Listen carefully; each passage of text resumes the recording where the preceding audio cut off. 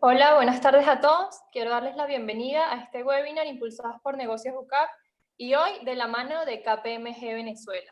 Estaremos hablando un poco sobre los aspectos jurídicos, económicos y contables del Petro.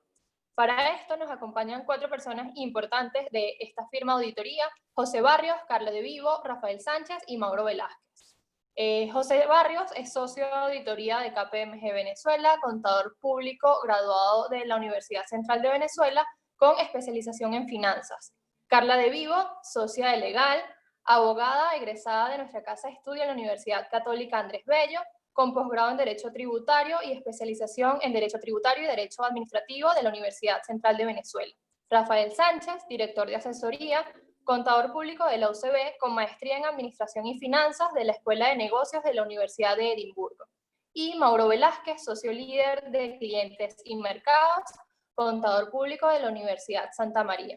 Les recuerdo a cada uno de los participantes que cualquier inquietud, cualquier pregunta que surja a lo largo de la ponencia, nuestra chat de esta sala se encuentra totalmente disponible y al final de la ponencia tendremos una ronda de preguntas y respuestas. Sin más nada que agregar, les doy la bienvenida y les agradezco su participación. Muchas gracias, Stephanie. Un cordial saludo a todas las personas que están participando en este webcast. Tal como mencionó Stephanie, nosotros somos KPMG en Venezuela y nos complace poder realizar este evento virtual con el cual deseamos brindar apoyo a la comunidad de la Escuela de Administración y Contaduría de la UCAP, específicamente la Unidad de Negocios UCAP.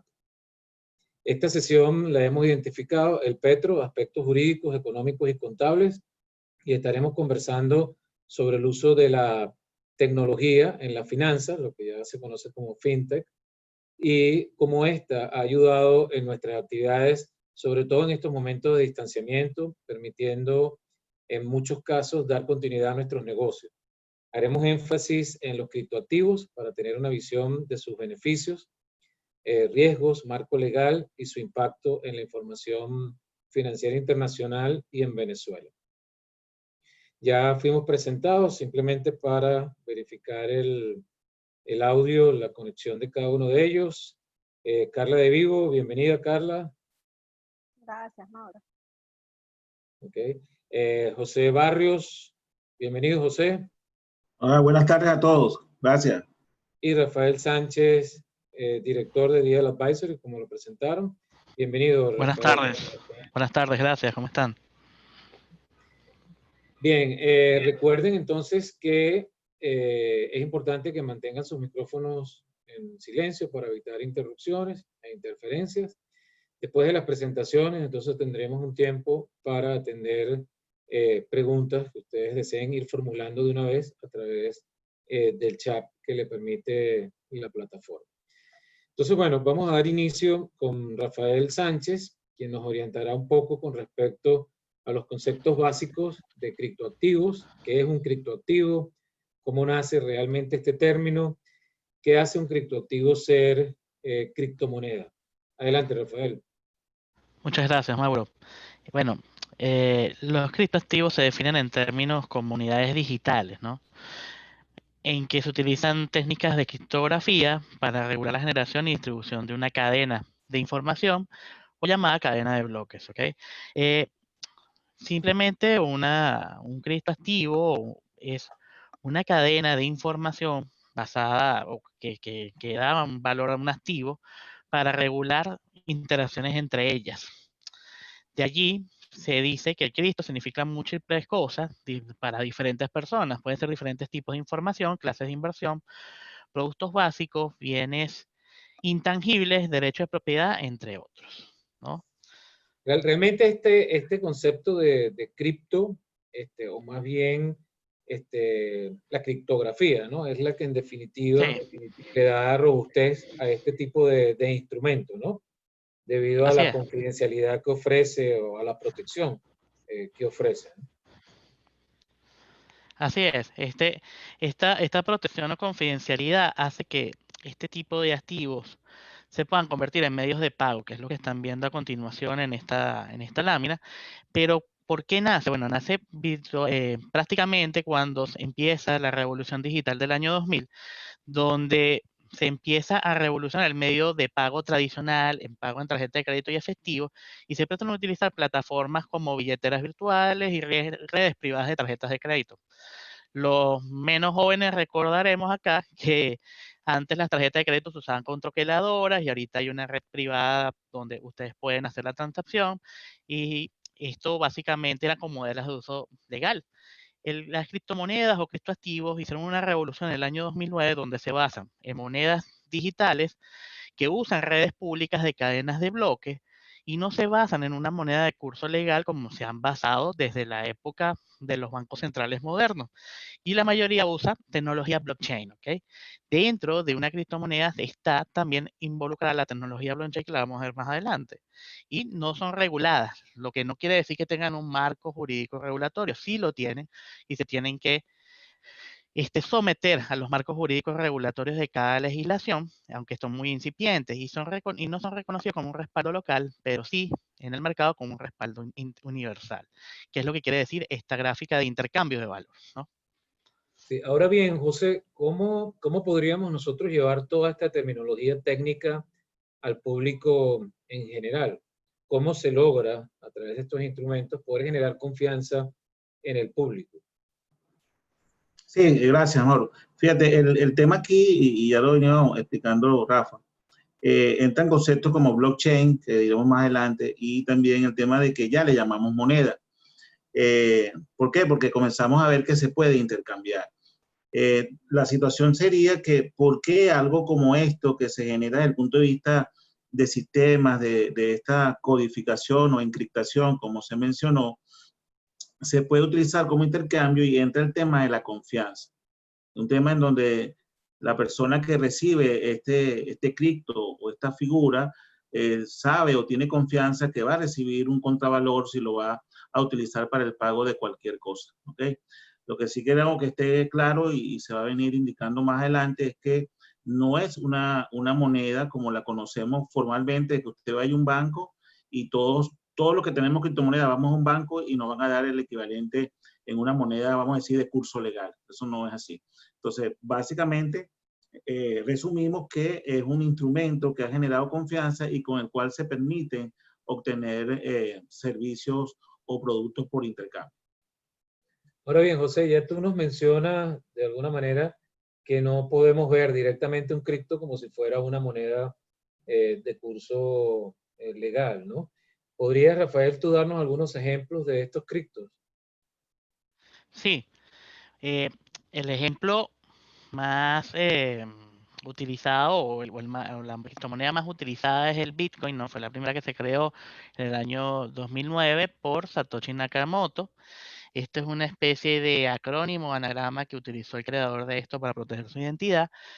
Creó 21 millones de bitcoins que para el momento de la emisión cotizaban entre $500 a $1000 en los pocos meses que cotizó en la primera oleada. Y hoy en día ya está superando los $10,000. Se espera que vuelva a llegar a sus máximos históricos. Eh, esta criptomoneda se compone por el Bitcoin y los satoshis, que son los céntimos. Cada moneda de estas tiene tanto su unidad normal o unidad monetaria completa y sus céntimos. Y son de redes la mayoría pública, como lo ven acá en la lámina en la parte baja. Lo que dice pública o privada es la red donde están el blockchain donde se están generando y la emisión que se ha dado a estas monedas, ¿no? En los minutos lo que van a apreciar es básicamente cuánto se tarda en crear cada una de estas en el mercado y los casos más emblemáticos aparte del Bitcoin son el Ethereum y el Dash. El Dash es muy similar a lo que usa la plataforma Petro. Y también tenemos redes privadas como Ripley y Stratis, que son laboratorios tecnológicos que están apoyados por Microsoft en muchas de sus transacciones.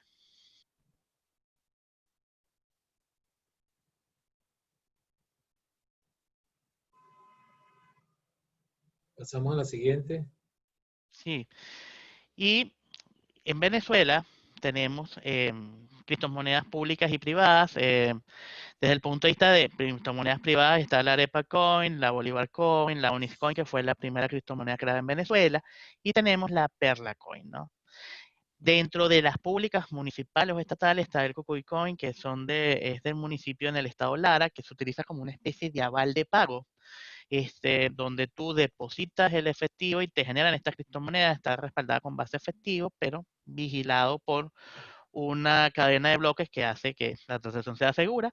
Y el Petro, la popular moneda venezolana que creó el Estado venezolano, y es donde nosotros nos vamos a hacer una pregunta ahorita y la vamos a ver por qué más adelante, si es un criptoactivo, una criptomoneda o es un token perteneciente a una cadena de bloques, ¿no? Ahora bien, Rafael, pareciera que en todo este proceso, tanto en el lanzamiento como en el manejo de los criptoactivos, la tecnología blockchain es la principal, ¿no? ¿Pudieras tú hablarnos un poco de esta tecnología, explicarla en mayor detalle? Sí, básicamente una cadena de bloques, lo que busca es encriptar información previamente ya que debe ser validada, por ejemplo, dinero, información sobre un producto, un activo intangible, y como dice la gráfica, la procesa, la valida dentro de los usuarios de la cadena de bloques y genera una encriptación y un puesto dentro de esa cadena. Eh, las ventajas que tienen este tipo de sistemas es que las personas que intervienen acá son los que validan la misma información. Si hay 1 millón de usuarios dentro de blockchain, ese millón de usuarios va a validar la naturaleza de esa información, conservando ciertas políticas de confidencialidad. Y si esa información es aprobada y proviene de fondos propios o de fondos, vamos a decirlo, limpios a nivel de información y a nivel de la web, los usuarios de este blockchain la van a probar y la van a encriptar dentro del blockchain y va a pertenecer a ese blockchain que va a generar otro activo. Ese activo de distribución, como lo ven en la gráfica, en la tercera parte, pudiera ser una criptomoneda, pudiera ser una parte de un token. Un token no es más que la propiedad que se tiene dentro de una cadena de bloques, pero como un financista. Y la criptomoneda es el elemento que sale de esta, vamos a decir, combinación de activos para generar otro activo con un valor en el mercado. Por eso se le dice más criptoactivo que criptomonedas, a lo que nace de allí.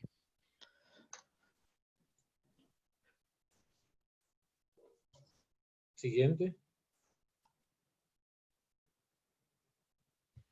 Y también, bueno, como tiene unas limitaciones, ¿no?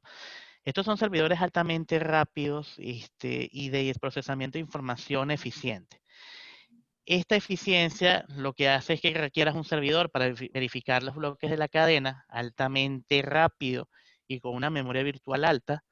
Consume, por ende, alta energía y los estándares de almacenaje y velocidad de datos son superiores a las computadoras convencionales. Esto no es una computadora convencional o un servidor convencional. Necesitas almacenar gran cantidad de datos y deben ser descargados con un aumento drástico del tráfico. El tráfico de información para poder minar o encriptar una información es 10 veces mayor a la de una computadora de alto rendimiento de la que le llaman los gamers o la que usan los gamers. Y no es viable la masificación de la tecnología actual. Esto es una gran inversión que puede llegar de $100,000 a $300,000 y no es viable con computadoras de uso personal. Aunque tú puedas minar y puedas obtener información y puedas obtener parte de estos céntimos de criptomonedas, no es el ideal para poderlo ejecutar dentro de una cadena de bloques. Ahora bien, conocemos que la tecnología blockchain no es utilizada de manera exclusiva para la criptomoneda. ¿Pudieras tú, José, hablarnos un poco más sobre otros usos que tiene la tecnología blockchain? Así como ampliar un poco, ya Rafael habló un poco de las limitaciones y mencionó algunos beneficios, ¿no? Pero ampliar un poco en lo que respecta a beneficios de esta tecnología. Sí, fíjate, se piensa, cuando uno escucha de blockchain, de hecho es uno de los pilares del fintech que, que ha desarrollado pues toda la plataforma financiera en los últimos 10 años, ¿no? Se piensa que es solamente de uso de la criptomoneda, pero como tú indicas, también se puede usar en muchas industrias, ¿no? Una de las que tenemos más ejemplos es en resguardar o tener, vamos a decir, archivado de una manera encriptada toda la cadena de vigilancia de frío, por ejemplo, de una vacuna que sale desde un laboratorio hasta la farmacia donde se van a distribuir. vigilando que nunca haya pasado, por ejemplo, el nivel de temperatura que debería conservar en la cadena de frío esa vacuna. Los bancos centrales también ya lo están utilizando para desarrollo de sus propios resguardos de información. Y así, bueno, cualquier cantidad de industrias que quieran resguardar en la parte también de auditoría, de manejo de información confidencial de cualquier empresa, ¿no? Ahí, como tú mencionabas, también se le lleva estos beneficios, ¿no? Entre uno de esos, ya lo mencionaba Rafael, es que esto ayuda a que las personas que están haciendo las transacciones lo puedan hacer básicamente persona a persona, ¿no? Sin ningún tipo de intermediación. Eso disminuye el costo porque al no haber tantos intermediarios para una transacción financiera, el costo es menor. Se habla también de fortaleza y habilidad desde el punto de vista de que lo hace, ya lo mencionó también Rafael, en minutos están disponibles los montos financieros que se están transando, y también que podemos tener en este uso de lo que es el blockchain a usuarios capacitados desde el punto de vista de sus computadoras o desde el punto de vista del uso de los smartphones, ¿no? La integridad del proceso, tú de una vez, las personas que intervienen en esta operación abren y cierran la operación en minutos desde el punto de vista de tecnología. Se habla también de que es transparente, están presentes valores, están presentes partes que se ponen de acuerdo en un precio y en segundos, vuelvo a decir el tema del tiempo, ya está desarrollada la transacción. Y no puedes estar cambiándola o vamos a decir, retractándote como que si pudieras estar estafando en una operación de estas, ¿no? También hablábamos de que la parte del sistema contable, cuando ya cada usuario está haciendo la operación, de una vez está quedando registrado la transacción sin necesidad de que, vuelvo y digo, intervenga otra persona para contabilizarla.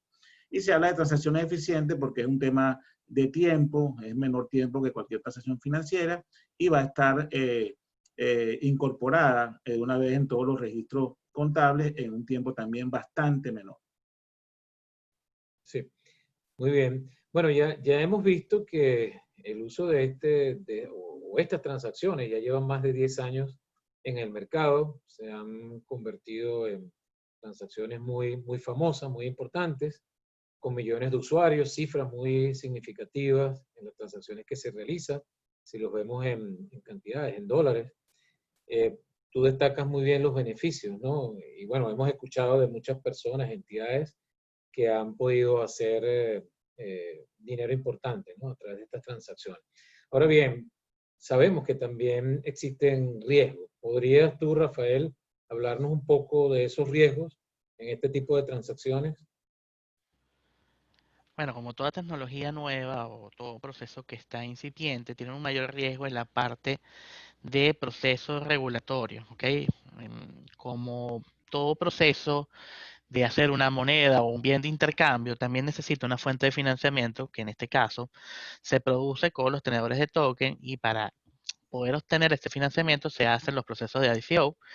Estos procesos de ICO, Initial Coin Offering, lo que requieren es establecer cómo nace esa criptomoneda o cómo nace ese criptoactivo, pero no poseen un proceso regulatorio de una entidad como tal, ¿ok? Lo que proceden es un documento técnico, pero no da soporte de cómo fue el proceso que estuvo detrás de esos elementos técnicos completamente. Aunque sí hay otras normas supletorias, como la GAFI, que sí te dan un proceso de compliance en estos tipos de construcciones de criptoactivos. También son de alta volatilidad, como todo bien incipiente, y están atados a tecnologías experimentales, como dicen otros de los puntos, producen una alta volatilidad o cambios en el mercado frecuentes. Por ende, el usuario de la información debe estar atento a cómo esta volatilidad afecta el valor de estos criptoactivos o de estos tokens. Y como toda transacción financiera, porque son transacciones financieras al final lo que llevan a esto, hay un riesgo inherente de fraude en el uso de los fondos recaudados. Recuerden, todas las transacciones tienen un riesgo inherente de fraude. El modelo experimental, sencillamente, estos criptoactivos nacen para buscar también financiamientos por otros medios para modelos de financiación de industrias incipientes, de industrias de innovación tecnológica, etcétera. Marco jurídico incipiente, hay normas que regulan como la GAFI, que son las normas de regulación a nivel de compliance, este tipo de eventos, pero no hay normas específicas en la mayor parte de los países, apenas se están estableciendo los marcos regulatorios. En el caso de Venezuela, la SUNACRIT está estableciendo una norma que todavía es muy incipiente y SUDEBAN está estudiando este evento particular. Y hay faltas de proceso de auditoría en los procesos de protocolo principal de los blockchain y de las criptomonedas. Este es uno de los grandes retos que van a tener tanto los auditores de sistemas como los auditores internos para poder establecer todos los procesos de cumplimiento en el protocolo principal de información.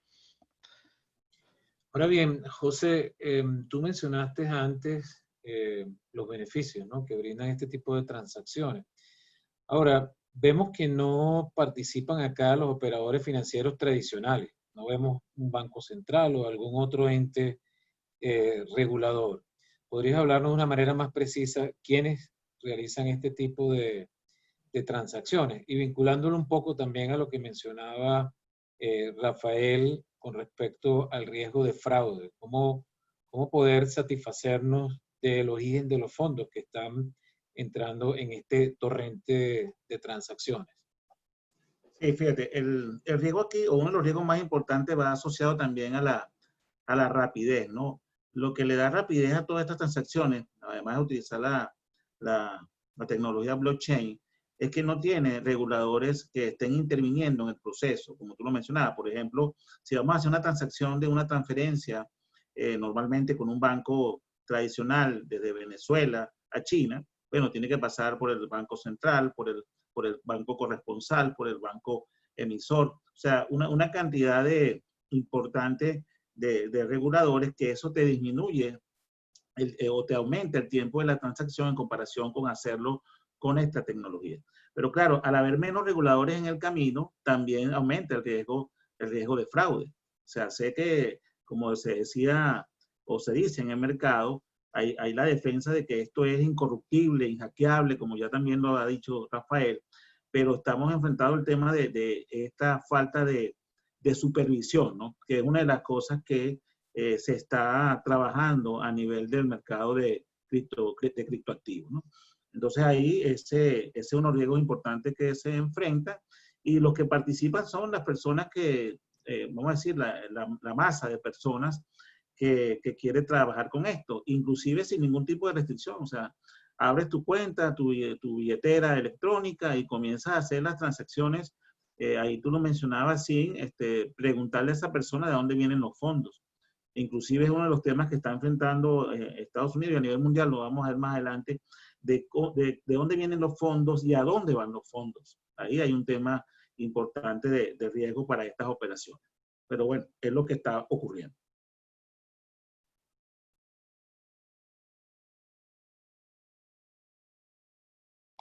No sé ahí si quedó claro. Sí, muy bien, José. Gracias. Ya entrando un poco en el área legal, Carla, ¿podrías tú describirnos el marco legal de los criptoactivos en el caso de Venezuela? Y en específico, si hablamos del Petro, ¿podrías comentarnos su naturaleza jurídica? Sí, efectivamente, la primera criptomoneda venezolana, como fue definida en sus inicios, fue el que ya mencionado Petro. La creación de este instrumento ocurre en diciembre de 2017, perdón, con la creación de la Superintendencia de Criptoactivos y Actividades Conexas. Se crea esta superintendencia y conjuntamente en ese mismo decreto se crea esta criptomoneda. Como fue denominada en un inicio, quiero insistir en esto, no fue la denominación que se le dio. Para aquel momento se explicaba que tendría como respaldo físico un contrato de compra-venta por un barril de petróleo o cualquier otro commodity que decidiese la nación. A partir de este momento, es decir, durante el 2018, el Estado comienza a dictar una serie de instrumentos de rango legal y sublegal y otros de naturaleza financiera, como fue el libro blanco, el primer libro blanco, su primera versión, que no vamos a analizar ahorita porque no solo por razones de tiempo, sino porque toda esta normativa ha venido cambiando de manera importante, pero sobre todo en cuanto al uso o a la intención que ha tenido el petro durante todo el tiempo de su vigencia. Pero bueno, durante el 2018, como les dije, el Estado venezolano trató de promover el uso del petro a través de algunos rubros, como el caso de boletos aéreos, el combustible en la frontera, el cobro por operadores turísticos, venta de gasolina de las aerolíneas en petros, y algunas exportaciones que realizaba el Estado. Incluso a mediados del 2018, con ocasión a la reconversión monetaria, el Estado anuncia que el petro serviría ya no solo como una criptomoneda, sino también como una unidad contable y un ancla para el bolívar soberano. Si ustedes recuerdan, para aquel momento, en una cadena nacional se estableció que el salario mínimo sería de medio petro. Esto incluso no fue publicado en Gaceta Oficial, sino anunciado, y así se fue ubicando en alguna, digamos, en alguna página de material laboral. Ya luego, en diciembre de 2018, incluso se dictó un decreto en el que se establece que quienes realicen operaciones en criptodivisas autorizadas por la ley tendrían que pagar los tributos en este tipo de instrumentos, es decir, en criptodivisas. Esto, digamos, quedó solamente en la norma. Esto no está vigente, sin embargo, para ser aplicado necesitaba ser desarrollado en otros instrumentos que no fueron dictados. Ya luego en el 2019, si me apoyas con la lámina siguiente, por favor, en el 2019 se dicta el decreto constituyente sobre el sistema integral de criptoactivos. Este decreto aún está vigente y diríamos, si a modo de quisiéramos estudiar el tema, que en Venezuela sería la norma de mayor relevancia en la materia porque es la que va a definir el marco regulatorio que aplica a los criptoactivos en general y a los criptoactivos soberanos, ¿no? Fíjense que ya aquí cambia el nombre de criptomoneda que tenía el año 2018 a criptoactivos, ¿no? Esta norma también regula quiénes actúan en este mercado, regula lo que es la superintendencia, la tesorería de criptoactivos, las casas de intercambio, etc. Nombramos además otras normas que surgieron durante el 2019. Vamos a decir que una de las, para los contadores y bueno, para todas las entidades jurídicas, una de quizás de las más importantes es la obligación de expresar el registro contable de información en criptoactivos, esto es en petro, sin perjuicio que se realice en bolívares. Este tema, pues, evidentemente, será desarrollado más adelante. Adicionalmente, hay unos decretos donde se ordenan la liquidación y pago de servicios en criptoactivos, API, SAREN, SAIME, Bolipuertos, INEA, al menos la cuantificación de la obligación. Y finalmente, el caso del IVA, que hubo una reforma a la ley del IVA, donde se decía que si tú pagas en moneda extranjera, el IVA tendrá una alícuota adicional, digo tendrá porque esto no entra en vigencia, pero si pagas en bolívares o en petros, esa alícuota adicional no se aplicaría, ¿no? Entonces, un poco para incentivar el uso del petro. En síntesis, y ahora sí vamos a la otra lámina, a la fecha, el Estado venezolano, digamos, autorizar el pago en petros de transacciones como impuestos y ciertas tasas, algunos bienes, combustibles de aerolíneas, expendio de gasolina, en principio en la frontera, servicios consulares y actividades financieras. Y les comento que en estos últimos días el Estado ha venido promoviendo el uso del petro para el pago de combustible a través del sistema biopago. Lo han venido promoviendo, no sé cómo opera, no lo he visto, pero se ha venido como promoviendo su uso, ¿no? Pero adicional a lo que son todo este compendio de normas en Venezuela, o de instrucciones, instrumentos que han sido dictados, también tenemos que hacer referencia a normas internacionales que han incidido en el petro, y en el caso específico de las sanciones internacionales. Un poco para explicar estas sanciones, de modo de introducción, recordemos que las sanciones, a pesar del nombre que tienen, son prohibiciones dirigidas a personas naturales y jurídicas americanas o a personas que estén dentro de los Estados Unidos de realizar operaciones o transacciones o la actividad que el Estado americano considere. En el caso de las monedas digitales venezolanas, se dicta la orden, primero una orden ejecutiva, que es como un decreto del presidente de la República, en marzo del 2018, donde se dice que todas las personas americanas o dentro de Estados Unidos tienen prohibido realizar operaciones con cualquier divisa o moneda digital que haya sido proferida por, para o en representación del gobierno venezolano. Esta orden ejecutiva luego tuvo una aclaratoria para decir que el Petro, una moneda llamada Petro Gold, se consideran monedas digitales o tokens digitales. En esta misma materia, una licencia, las licencias son autorizaciones que se dan con respecto a estas mismas órdenes ejecutivas. Te hago esta prohibición por una parte, pero por la otra te otorgo una licencia, es decir, esto sí lo puedes hacer en el marco de la prohibición, donde se autoriza a las personas americanas residenciadas en Venezuela para el pago de impuestos y precios. Esto tiene lógica porque si tienen permitido desarrollar actividades, pues también tendrán que cumplir con la tributación. Sin embargo, pues esta licencia vino a aclarar eso que había generado muchas dudas. Comentábamos también un tema que yo creo que es de los más relevantes, tanto en materia legal como en materia contable, por supuesto, y es la naturaleza jurídica del PET, que es muy complejo establecerla con total certeza, porque si bien ha habido, vamos a decir, un consenso en calificarlo como un bien o un activo digital de usos múltiples,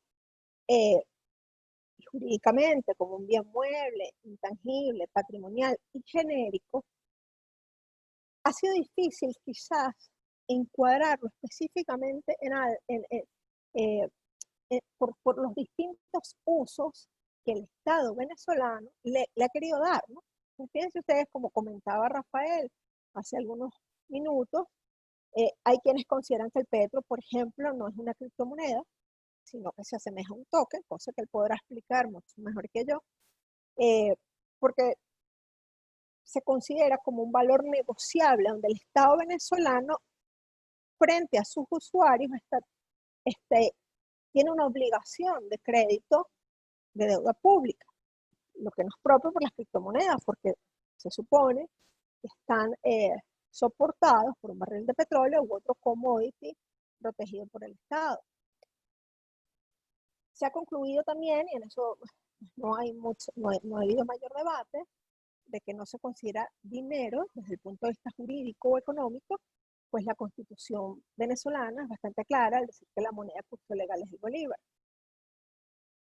Adicionalmente, se ha dicho que, bueno, es una criptomoneda tradicional, básicamente porque la emisión de intercambio está centralizada en el Estado y está respaldado por un Estado, siendo que las criptomonedas comunes, su valor va a depender exclusivamente de la confianza que tengan quienes interactúen. Y en ese mercado de interacción de criptomonedas comunes, lo que opera son las reglas de la libre oferta y demanda que se soportan en la confianza. Pero en cambio el Petro es claramente incidido por el Estado. Entonces, pues se ha dicho, bueno, que puede ser muchas cosas, puede ser como un medio de intercambio, puede ser un medio de pago, incluso fíjense que se ha utilizado hasta para el pago de beneficios laborales, un commodity, un instrumento financiero o una unidad de cuenta para registrar o presentar información financiera. Ahora bien, Carla, observamos que existe un marco legal bastante preciso, ¿no?, que permite el uso de este criptoactivo como mecanismo de pago o de inversión en una variedad de transacciones. Sin embargo, vemos que en el caso de Venezuela no se está utilizando de manera amplia. ¿A qué podría deberse esto? ¿Falta una plataforma que permita llevar a cabo este tipo de transacciones? ¿O falta una infraestructura, sobre todo en el caso de algunos entes, como puede ser para el pago de impuestos? ¿O quizás podría deberse esto a las sanciones internacionales? ¿Qué es lo que ha frenado tanto en nuestro país el uso, como mencioné antes, de una manera mucho más amplia, en un número mayor de transacciones, este tipo de instrumentos? Sí, bueno, mira, en mi criterio son muchos factores y depende del usuario. Si hablamos de empresas internacionales o empresas nacionales que realizan operaciones fuera del territorio, las sanciones tienen un peso muy importante. Porque si bien, como mencioné anteriormente, esas sanciones están dirigidas a entidades americanas, y tú puedes decir, bueno, yo soy una entidad venezolana, pues cuando tú usas sistemas financieros internacionales, no quieres verte vinculado, no quieres ser objeto de alguna, o no quieres realizar alguna operación que a la larga te pueda afectar financieramente, ¿no? Pero también hay un tema de políticas internas, ¿no? Hay muchas empresas grandes, e incluso empresas medianas o empresas familiares, que por políticas internas no usan criptoactivos. Pero no es que no usan el petro, no usan criptoactivos, lo tienen prohibido por los riesgos que muy bien describió José. Entonces, todos estos riesgos, pues, no les permiten a ellos usar ni esta ni ningún otro criptoactivo. Y bueno, a nivel más local, más de quizás las personas naturales o de personas, empresas más pequeñas, hay muchas razones. Primero, no hay un mercado secundario muy robusto de dónde vas a transar, ¿no?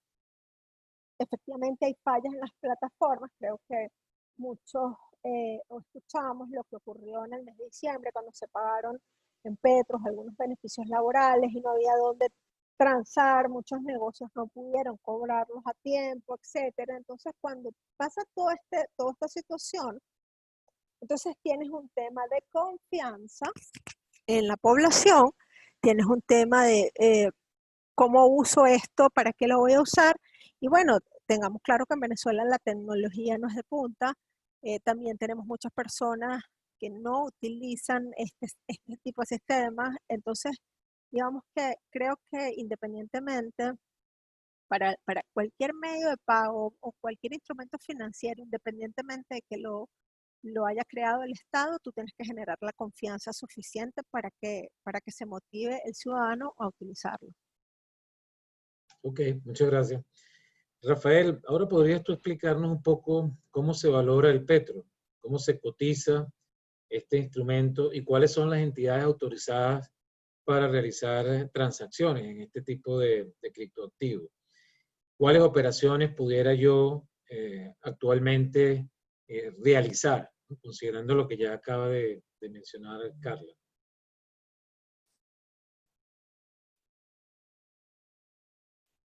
Sí, Rafael.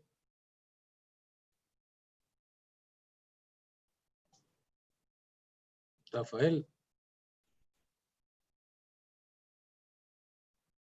Rafael lo veo ahí en línea, pero... Rafael. Bueno, si quieres atiéndele tú lo que acabo de comentar, José, explicar un poco cómo se valora el petro, cómo se cotiza este instrumento, Sí. cuáles son las entidades. Ah, creo que ya apareció Rafael. ¿Escuchaste la pregunta, Rafael? Se ve ahí como que en verde, ¿verdad? Sí, yo creo que está teniendo problemas de conexión. Ok. Sí, fíjate, bueno, algo está pasando aquí, como que salió la pantalla, no Claro, muestra porque la presentación. la presentación la tiene él, por eso si se cae su conexión. Déjame ver si yo la puedo compartir. Listo, ya estoy adentro. Ok, Ah, ok. dale, Sí, Rafa. sé que se salió la presentación también. Internet, disculpe. Cosas de nuestro país. Ajá. Ok, ¿ven la presentación? Sí, Sí. se ve. Perfecto. ¿Habías ¿Cuál escuchado era la la pregunta, pregunta, Mauro? Rafael? No llega la pregunta, se cortó allí. Sí, lo que queríamos era que nos explicara un poco cómo se valora el petro, cómo se Ajá. cotiza este instrumento, cuáles son las entidades que realmente están autorizadas para realizar transacciones con este instrumento y cuáles operaciones pudiera yo actualmente realizar, considerando lo que mencionó Carla, eh, los temas obviamente legales, los temas de limitaciones en cuanto a plataforma, estructura, este tipo de cosas. Sí, rápidamente. El petro nace de una ponderación entre los minerales y recursos naturales que tiene Venezuela, como petróleo, oro, diamantes, etcétera. Una proporción de 0,30 el petróleo, 0,20 el oro, 0,10 el diamante, 0,10 el hierro, etcétera. Y eh, eso da un valor al petro, que es el que ustedes ven en el mercado primario, que utiliza el Estado, ¿no? Y ese valor y esa aglomeración de datos están en un algoritmo X11 que es similar a lo que usa el Dash, ¿no? Es un repo privado, una red privada, una cadena de bloques privada, conformada por 5 bloques. Ahí están los 5.000 millones de dólares en reservas. Solo se ha dado un preminado de 100 millones de dólares, ¿ok? Que esto es el white paper del Petro. Esto lo pueden conseguir también en la página del Petro y su emisión inicial, ¿no?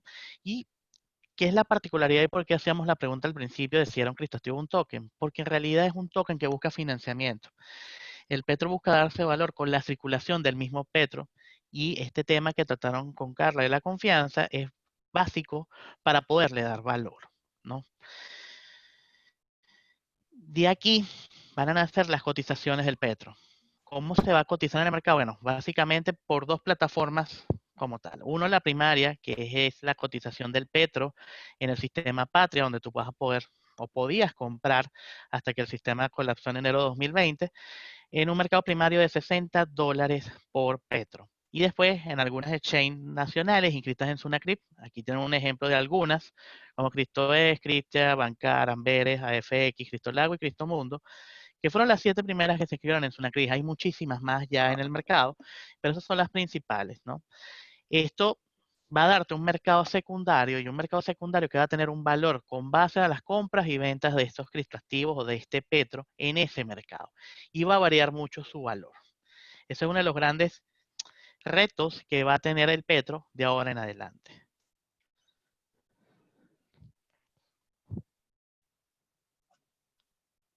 Siguiente, Lana. Sí, de aquí van a surgir distintos valores, como lo ven en la parte derecha. Fíjense que dependiendo de la casa de valores y la plataforma que utilice y el número de ofertas que tengas en el mercado, te va a dar un valor específico. El petro se está cotizando entre $10 y $57 por la petrocalculadora. La petrocalculadora es el mercado principal, es el mercado originario donde nace este criptoactivo. En la plataforma Patria sí se hacen transacciones entre ellas y en la oferta y demanda, según la plataforma, dice que es $45. En Bancar, según su plataforma y según su oferta y demanda, dice que es $50. Pero Cristal Lago y Amberes Coin lo cotizan entre 11 y $10. Fíjense lo distinto que es el efecto que da este valor. Este valor da como una desviación de 61% en los valores de mercado. Es muy difícil establecer cuál es el mercado principal, pero si, por ejemplo, yo transo en un mercado como Amberes Coin, que lo puedo documentar, o Crystal Lago, que más adelante José les va a explicar un poco esto del nivel 1 y 2 principal de mercado, pudiese documentarlo a 10, pero si yo solo accedo a la plataforma Patria, lo tengo que valorar a 57, porque es lo que yo estoy desembolsando por este activo. En promedio, se han cotizado de petros 1.243.000 petros, de dólares hasta mayo.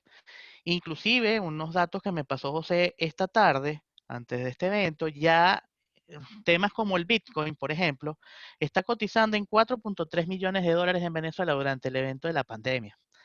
Esto quiere decir que todavía la criptomoneda Bitcoin es de mayor confianza que el petro y todavía no ha logrado establecerse como un mercado económicamente activo. En economía, a este tipo de mercados se les llaman ilíquidos porque no tienen las suficientes transacciones para soportar una plataforma de mercado. Sin embargo, no quiere decir que no tenga valor. El valor es el referencial que tú desembolsaste o el mejor estimado que tú desembolsaste para obtener ese bien. Bien, ahora, José, de acuerdo con lo explicado hasta este momento, vemos que el cripto tiene condiciones ya globales, ¿no? Muchas transacciones a nivel de los diferentes países, ¿no? Con riesgos y con una legislación específica en el caso de Venezuela. Pero, ¿cómo está este proceso de regulación o de estas operaciones a nivel mundial? ¿Y cuál es el uso de estos activos por parte de los países? Un poco lo que está en la lámina en este momento, ¿no? Hablarnos un poco del panorama mundial. Sí, aquí con esta lámina queremos mostrar, ¿no? No solamente un caso de Venezuela, sino que, como se mencionaba, son 10 años ya de operaciones con este tipo de cripto, ¿no? Y yo diría comenzamos por China. Yo no sé si puede ahí señalar, Rafael. En China ya hay una ley para el uso de criptoactivos o para operaciones de criptoactivos. Inclusive el Banco Popular de China respalda la emisión de este tipo de activos y está manejándose lo que es la emisión del yuan digital, ¿no? Y de hecho una tecnología propia desarrollada en China o una cadena de blockchain desarrollada en China para la realización de este tipo de operaciones. Después tenemos también Japón, que tiene una ley de liquidación de fondos y una ley de instrumentos financieros donde también está impulsando y está legalizado el uso de este tipo de criptos. Y de hecho le elimina una de las cuestiones curiosas para que todos vean hacia dónde va esto, es que no le llama criptomonedas, sino criptoactivos, eliminando y distanciando esa nomenclatura que le da cierta confianza a este tipo de instrumentos. Después nos vamos hacia la parte de Europa, en donde está Basilea, donde está la autoridad en la que dice FCA, es la autoridad financiera de Inglaterra, ¿ok? Y el banco financiero, Banco de Liquidaciones Financieras de Suiza. En estas entidades, básicamente, lo que se está indicando es que hay mucho riesgo desde el punto de vista de lavado de dinero, desde el punto de vista de dónde vienen los fondos, hacia dónde van los fondos, quiénes están participando en este tipo de transacciones, y sus preocupaciones de la vinculación de este tipo de transacciones con terrorismo y con otro tipo vamos a decir, de actos fraudulentos, ¿no? Han hecho una serie de recomendaciones, incluyendo Basilea, sobre cuáles son los controles que deben colocarse para evitar este tipo vamos a decir, de fraudes o de daños a los inversores. Y yo diría que independientemente de eso, ya Francia tiene su ley que regula esto y también lo está aceptando, y de hecho tiene también su parte de contabilidad financiera. Y de hecho, recientemente en Londres se han ya detectado situaciones, pues, de fraude, o en Europa, como ustedes han visto con el tema de Wirecard, que es de data muy reciente, donde entró un tipo de fraude de casi 2.000 millones de dólares contra las personas que estaban haciendo operaciones con este tipo de instrumentos. Pero bueno, riesgos y beneficios, igual el crecimiento, como lo dice Rafael, inclusive a nivel de Latinoamérica, de estas operaciones importantes. Después nos vamos hacia allá la parte de Estados Unidos. Estados Unidos no tiene todavía una ley con respecto a esto. Básicamente han estado con las leyes de instrumentos financieros que ellos tienen hace tiempo. Tienen un proyecto de ley de marzo de 2020 que hasta ahora no ha sido aprobado, está en discusión.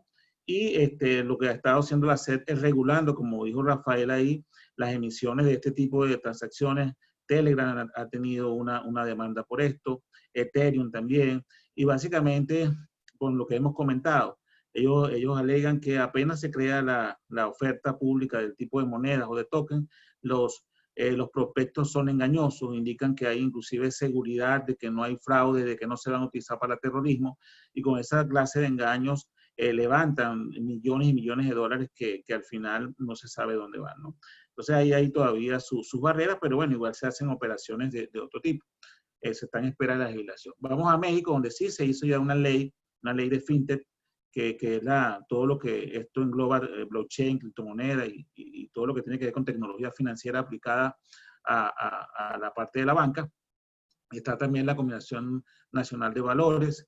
Y bueno, se hizo también, lo vamos a ver más tarde, una literatura o normativa contable para regular esto. Pero es el Banco Central de México el que está comisionado para vigilar las transacciones con este tipo de cripto y entonces ya tienen una regulación.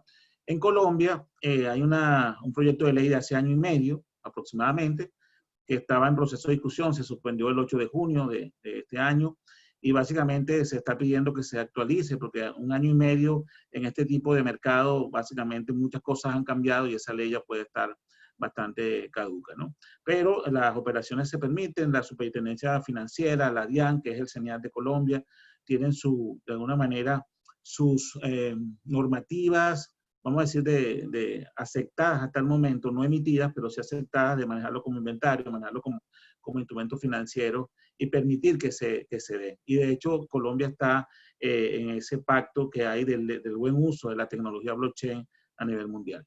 En el caso de Brasil, bueno, también ahí están en proceso de emitir legislación, pero se ha permitido el uso e inclusive han habido recientes demandas donde los inversionistas han ganado para en casos donde se han generado estafas, ¿no? Entonces, más o menos la panorámica que tenemos. El caso venezolano ya lo explicó muy bien Carla y es donde estamos. Ahora, José, ¿cómo podemos asegurarnos de la legitimidad de estas transacciones? Origen de los fondos, si provienen de actividades lícitas, ¿cómo controlar ese riesgo de fraude, ¿no? Legitimación de capitales, evitar el lavado de dinero, cuando vemos que son transacciones quizás no muy bien controladas, ¿no? Sí, ahí seguimos con eso. De hecho, recientemente hay un análisis, Mauro, de que es difícil controlar eso. Y si solamente el 1% de las inversiones institucionales se generaran o se invirtieran en criptos, por ejemplo, un Bitcoin pues ya se está llegando a $50,000, ¿no? Es una proyección, pero lo que te quiero decir con eso, aprovechando esta pregunta, es que si tú buscas los estados financieros públicos de, no sé, de Microsoft o de una petrolera o de un banco, no tienen inversión en este tipo de instrumentos. O sea, básicamente lo que están moviendo las inversiones en este tipo de instrumentos son las personas naturales o algún tipo de empresas que no tienen nada que ver con lo que mueven las masas de capitales en el mundo, que son bancos centrales, bancos importantes, bancos de inversión y las compañías multinacionales que nosotros conocemos. Entonces, ahí ese es el riesgo que debemos enfrentar. No se sabe todavía de dónde viene el dinero, no hay ese mecanismo y a dónde va, ¿no? Eso está complicado todavía. Sí.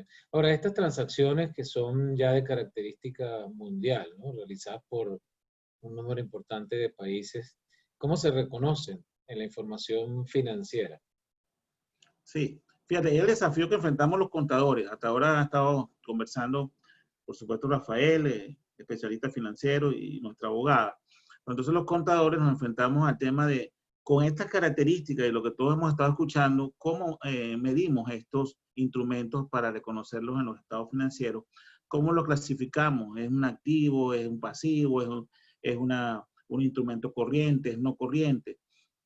Si existen, ¿no? O sea, fíjate que con la parte de que está vinculada a una plataforma tecnológica, una codificación, ¿cómo me puedo yo garantizar como contador o inclusive como auditor que existen y que son propiedad de la persona que lo está reconociendo en el estado financiero?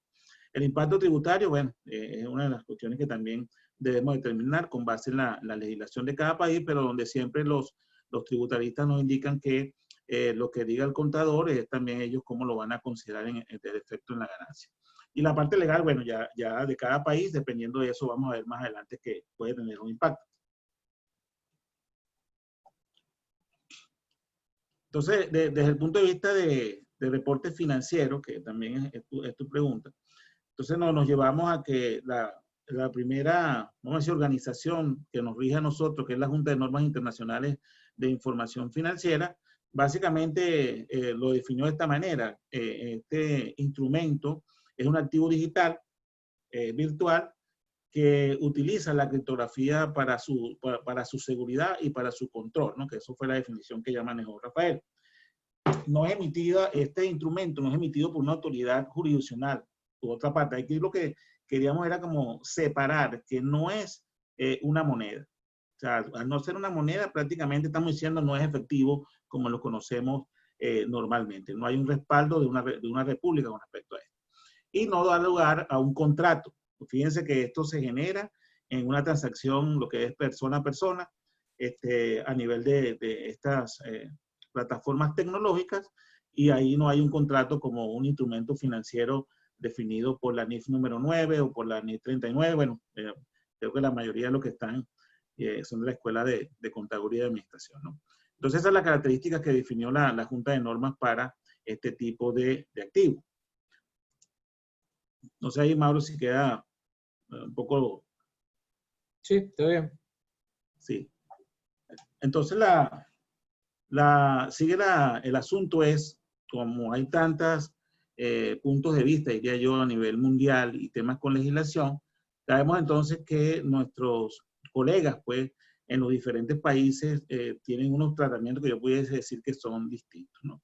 Entonces, fíjense que aquí en esta lámina, donde mostramos cómo tratamos de resumir cómo se reconocen estas transacciones en los diferentes países, podemos comenzar con lo que ya dijimos de la Junta de Normas Internacionales, donde básicamente resume lo siguiente: si es comprado o si se adquiere este equitativo para vender, para comprar y vender, es un inventario, o sea, como si fuera un artículo comercial. Pero si no se compra para eso, va a ser tratado como un intangible de acuerdo con NIF 38. ¿Ok? Entonces, o es inventario o es activo intangible, lo pueden ver en la primera columna. Y cualquier variación, dependiendo de lo que sea y el modelo de costo que se genere, se llevaría al estado de resultados integrales. Después tenemos Francia, donde Francia, de acuerdo con su ley, allá las normas contables son colocadas a nivel de legislación, indica que es efectivo, equivalente a efectivo, o que es un instrumento financiero. Cualquier variación, dependiendo entre su reconocimiento inicial y su medición posterior, se estaría llevando a estado de resultados integrales o a los otros resultados integrales. Después nos vamos con México, donde México taxativamente en el boletín C22, que estaba en proceso de ocultación hasta hace unos meses, indica que es un activo intangible. Cualquier variación al estado de resultados integrales. Singapur y Estados Unidos, vamos a manejarlos juntos. Se menciona ahí, como lo ven, se puede ser un inventario, puede ser un activo intangible, puede ser instrumento financiero. Ahí básicamente en estos dos países se está defendiendo el tema de cómo lo documentes, bajo qué condiciones los estás comprando, pero fíjense que ya hay una discrepancia ahí importante, ¿no? Y vamos a dejar de último a Japón el caso venezolano, que lo vamos a desarrollar posteriormente. Estaríamos viendo que, de acuerdo con el boletín que recientemente se emitió, se cataloga como un criptoactivo corriente, como un criptoactivo no corriente, y bueno, las variaciones al estado de resultado, ¿no? Se valoran al valor razonable, pero fíjense que ahí coinciden relativamente con Japón, porque Japón llegó a su análisis indicando que no es un inventario, porque no está en un proceso manufacturero, no tiene las características de un inventario de acuerdo como lo dice la norma, no es un activo intangible porque no hay un tema de cómo yo puedo poner el derecho legal, así como un derecho de autor, que es el mejor ejemplo que tenemos de intangible, un desarrollo como lo menciona la NIF 38. Y así se fue, no es efectivo porque no tiene su respaldo de una república y no es instrumento financiero porque no hay contrato. Entonces básicamente digo, bueno, pero sí sigue siendo un activo, entonces lo que hacemos normalmente los contadores es que lo catalogó como otros activos. Mientras, ahí pensamos que mientras ellos terminan de definir esto, ¿no? Y cualquier cambio iría al estado de resultados integrales y al otro resultado integral. Y fíjense que ahí también se utiliza en los japoneses el valor razonable. Estas transacciones son volátiles, son complicadas, por lo cual este tratamiento que se ha manejado de activo es un poco complejo, ¿no? Y siempre se pide que se documente. Bien, José, si no existe nada a nivel de las normas internacionales de información financiera, ¿cuál es la guía que pueden utilizar los preparadores de la información financiera, de los estados financieros? Vemos que en el caso de Venezuela existe un boletín específico, ¿no? Quizás para Venezuela ya está esa guía, ¿no?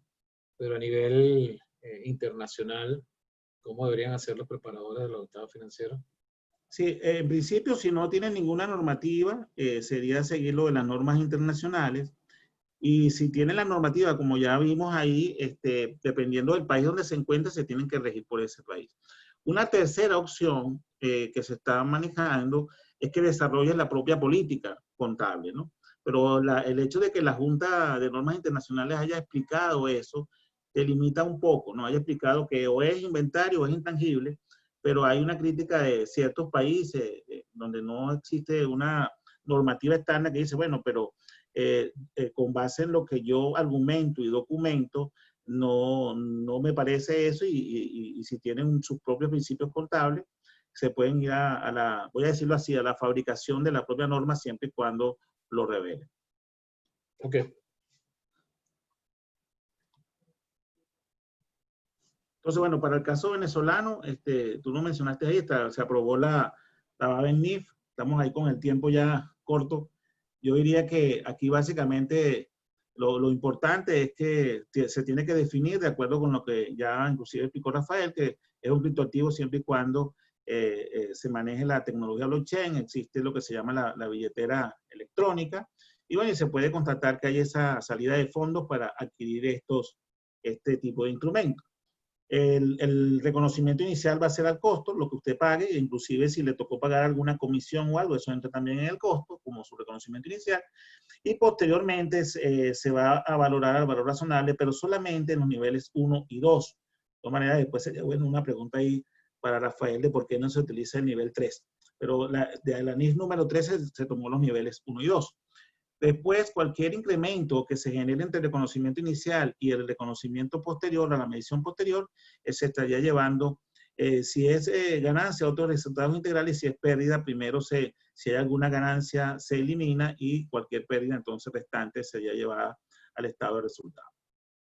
Fíjense cómo ahí se trata de evitar pues, que cualquier ganancia, vamos a decir, importante que generen la volatilidad de estos activos esté yendo a resultados de una vez. Aquí, bueno, ya lo mencioné, reconocimiento inicial y medición posterior. Primero, si hay una pérdida, se agota lo que hayas registrado en otros resultados integrales como ganancia y en caso de que quede algo, se lleva a resultado. Después viene la parte de, vamos a ir a la parte de inflación. Como está valor razonable, no requiere reexpresión.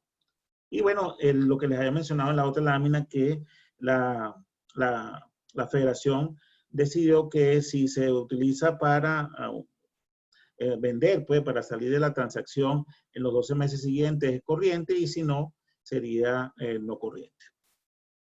¿Ok?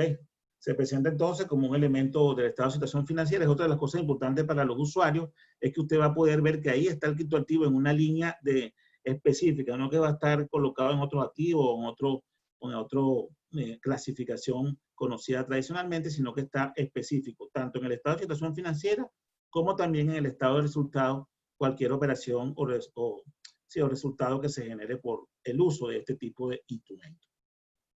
Ahora la próxima. Ay, Mauro, no sé si hasta esa parte el tratamiento está claro.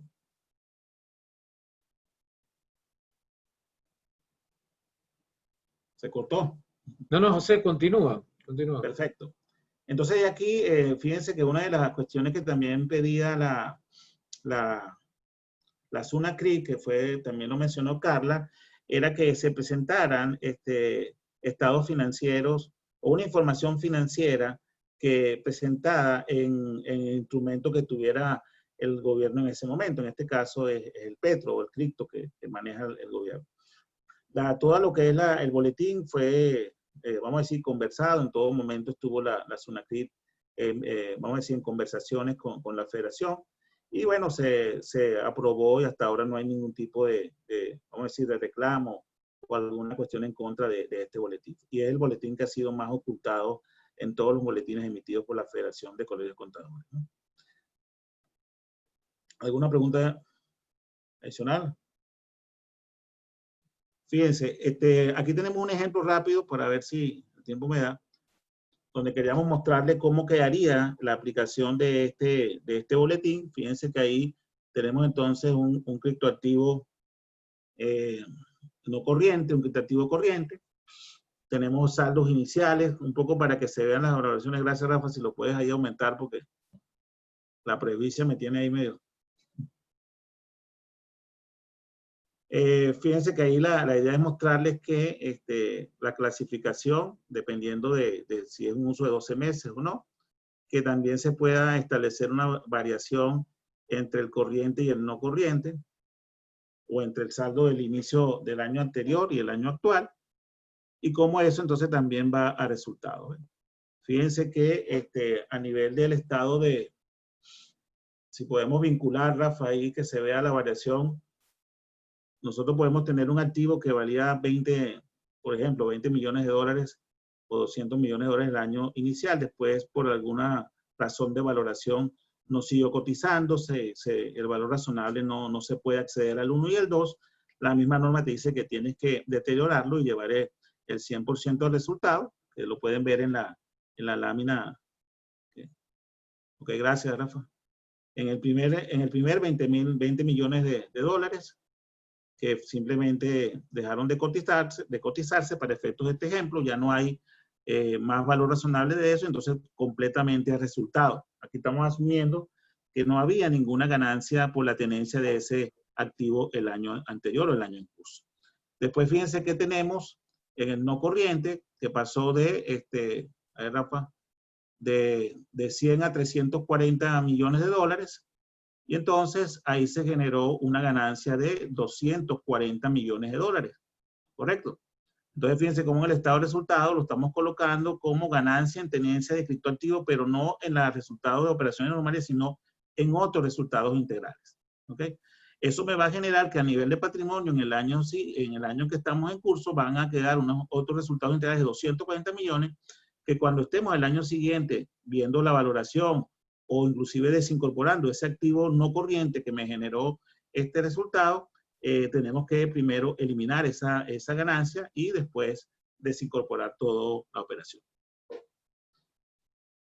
Algo importante aquí es que, fíjense que esto es a nivel del estado de situación financiera, los estados financieros básicos, y lo que pedía la SUNACRIC era que se presentara información financiera, y aquí se está presentando como un anexo. Eso fue lo que dejó la federación.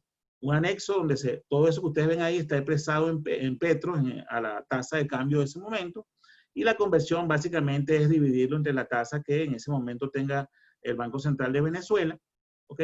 Fíjense que independientemente que no haya cotización a nivel del mercado como tal, que fue lo que mostró Rafael, sí puede haber una referencia de tasa del Banco Central de Venezuela. Entonces, si es así, se va a presentar todo el estado de situación financiera que usted vio básico, el que acabamos de ver, lo divide entre la tasa del Banco Central de Venezuela, y esos son los estados financieros expresados en este caso, en petros. Pero se le tiene que dejar muy claro al lector que es una información financiera adicional. Bueno, gracias. Muchas gracias, José. Bueno, no sé si tenemos mucho tiempo o nos quedan, creo que, pocos minutos para poder... veo dos preguntas nada más en el chat. No sé si van a haber más preguntas. Sin embargo, si se cae la conexión, porque creo que quedan pocos minutos para que se corte, si se cae, nosotros asumimos el compromiso de enviarles las respuestas, o sea, responder las preguntas y enviarlas a través de Stephanie para que ustedes puedan ver las respuestas que les damos, ¿no? Sin embargo, vamos a formular la que tenemos acá y voy a tratar de hacer las dos, ¿no? A la vez. Aquí preguntan por qué el petro no es considerado una criptomoneda y cómo puede usar las cripto como medio de pagos en transacciones comerciales a nivel internacional. Entonces, creo que Rafael la puede responder. Sí, Sí, vamos a tratar de responder un poco rápido. Disculpen que los interrumpa, pero nos quedan menos de 5 minutos en la sala. Ok, rápidamente. El Petro es un token porque lo que busca es fuentes de financiamiento y lo que está generando es atracción de fuentes fuentes de información, ¿ok? ¿Cuáles son esas fuentes de información? Básicamente el valor de activos subyacentes, como lo que son las reservas minerales, y no está circulando como una red o un blockchain como tal donde aglomeras información. Esa es la razón por la cual es un token, es un proyecto experimental que busca financiamiento. La segunda pregunta era acerca de los medios de pago. Bueno, los medios de pago internacionales son distintas casas como Local Bitcoin, la misma eToros, mismas casas de bolsa internacional o agrupaciones de bolsa internacional que hacen el proceso de trading de cambio de Bitcoin a bolívares, de Bitcoin a dólares o cualquier otro tipo de criptoactivo, criptomoneda a la moneda que ustedes puedan generar. y esto se basa con valores de intercambio. Ok, en relación, este es contable, José. Aquí preguntan contablemente cuál es el valor referencial que debe tener el registro contable, el valor que tenía al momento de realizarse la transacción, al momento de contabilizarse, o varía según la fecha en que se emiten los estados financieros. Sí, ahí teníamos que separar, ¿no? El reconocimiento inicial, como ya les mencioné, el costo. Todo lo que en ese momento que tú lo compraste, ¿verdad?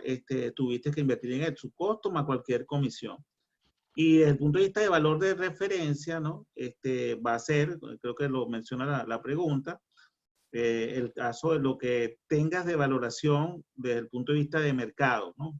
Que sea una cotización reconocida, calculada de acuerdo con lo que son las publicaciones, vamos a decir, oficiales para eso. Por eso que le comenté que es bastante complicado esto porque, como ya se mencionó, es muy volátil y un tipo de transacciones de esta pudiese ser inclusive una estafa. Y ahí el contador y toda la investigación que se hace debe estar muy consciente de esto.